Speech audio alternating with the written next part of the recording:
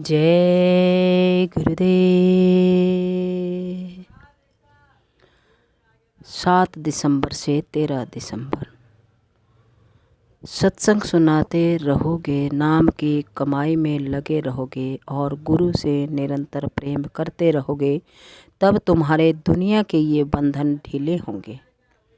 बाबा जय गुरुदेव जी महाराज सुनाते हुए कहा कि यह अच्छी तरह से समझते रहो, विचार करते रहो कि हमारा मन, हमारी आत्मा किन किन चीज़ों में फंसी हुई है, किन किन चीज़ों को ज़्यादा चाहती है और किसके लिए मोहग्रसित है। सत्संग को सुनते रहोगे तो तुम्हारी समझ में ये बातें आएंगी कि अपनी निरख परख कैसे की जाती है। सत्संग सुनते रहोगे, नाम कमाई में लगे रहोगे, गुरु से प्रेम करोगे, नाम से प्रेम करोगे, तब तुम्हारे ये बंधन ढीले होंगे। बंधन ढीले होंगे तो अंतर में चलोगे, धुन पकड़ोगे और शब्द को पकड़कर ऊपर निकल चलोगे। ऐसा देश तुम्हारा है। तुम यहाँ कहाँ फंसे हो? यहाँ तुम्हें सब कुछ दे दिया जाए तब भी तुम रोते ही रहोगे, क्योंकि यह स्थान ऐसा है कि कभी पूर्ति नहीं होगी। तुम ऐसे घर में चलो जहाँ परिवर्तन नहीं होता, जहाँ दुख का नामो निशान नहीं है।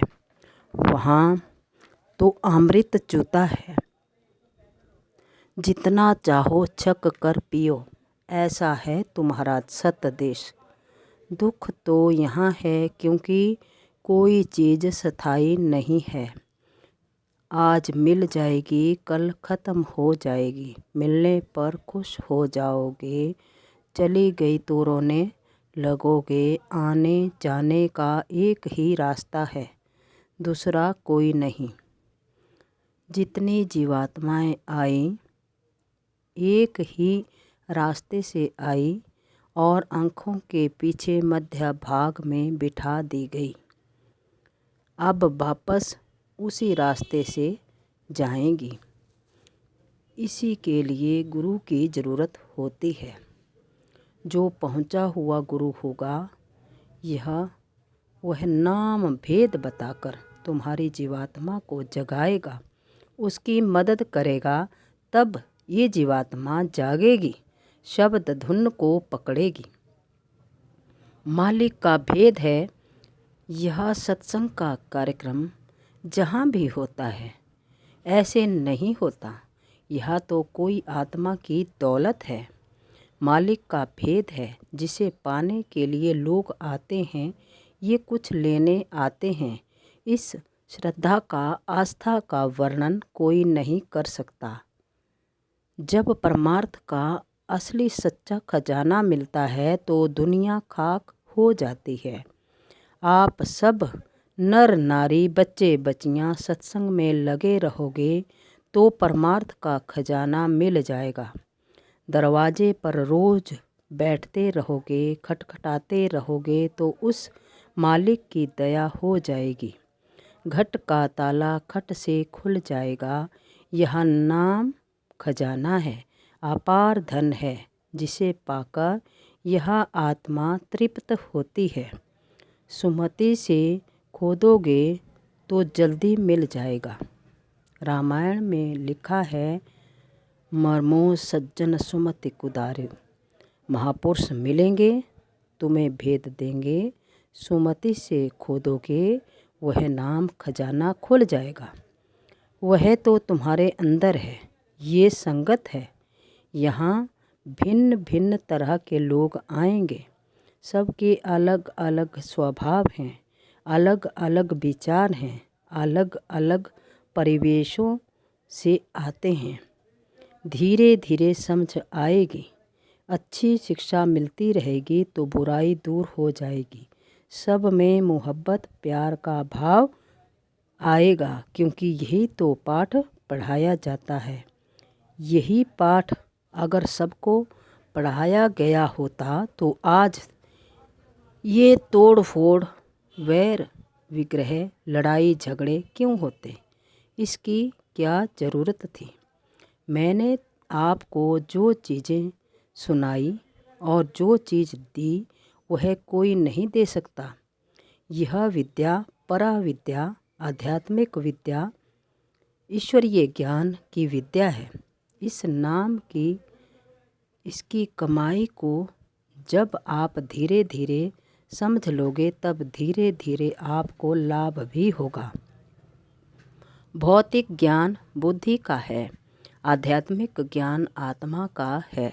जब तक तुम जिंदा रहोगे तब तक तुम्हें बाबा जी की बातें समय समय पर याद आती रहेंगी। 20 वर्ष पहले, 30 वर्ष पहले जिन बच्चों के ऊपर मैंने हाथ रखा था उन्हें आज भी मेरी बातें याद हैं। मेहनत करो, आप भाग्यशाली हो। आपके पुण्य की घड़ियाँ चल रही हैं।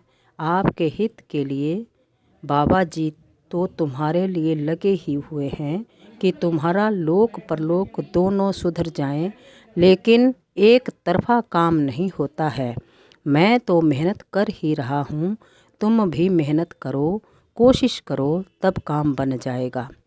तुम्हारे घट का जो थाल है उसमें जो मूर्छा लगा है, जो जंग लग गया है, उसे रगड़ा जाएगा तो छूटेगा। वह इतना जम गया है, इतना चिकट हो गया है कि तार कोल उसके आगे कुछ नहीं है। तार कोल तो छूट सकता है, किंतु तुमने जो अपने ऊपर कर्मों की गंदगी जमा कर रखी है वह बिना महात्मा की कृपा के नहीं छूट सकती। मौत को याद रखो। गुरु की दया से मन पर जीवात्मा पर दबाव पड़ता है। गुरु की दया से मन पर जीवात्मा पर दबाव पड़ता है, तब यह मन धीरे धीरे वश में आता है। यह बराबर याद करते रहो कि यह शरीर रूपी मकान खाली करना है। इसे कोई रोक नहीं सकता, ना कोई कुछ कर सकता। चाहे राजे महाराजे हों, करोड़पति हों या खरबपति हों, फौज फाटे धन दौलत इसे रोक नहीं सकते। आप हमेशा याद करते रहो कि इसे खाली करना है। इससे तुम्हारा काम जल्दी होगा। ईश्वर खुश होगा जब तुम उसके दिए हुए इस मकान से अपनी जीवात्मा का काम कर लेते तो काल भगवान बहुत खुश होता। लेकिन जब तुम उसके मकान को गंदा करते हो, तोड़ फोड़ करते हो, इस अनमोल शरीर की इज्जत नहीं करते हो, तो वह बहुत ही सख्त नाराज होता है। एक बार अपना काम कर लो, निकल चलो यहाँ से और उस स्थान पर पहुँच जाओ जहाँ जन्मना मरना खत्म हो जाए और फिर लौट कर आना ही ना पड़े। फिर जब तक तुम्हारे श्वासों की पूंजी है जब तक तुम्हारे श्वासों की पूंजी है, तुम आते जाते रहो, कौन रोक सकता है। जय गुरुदेव।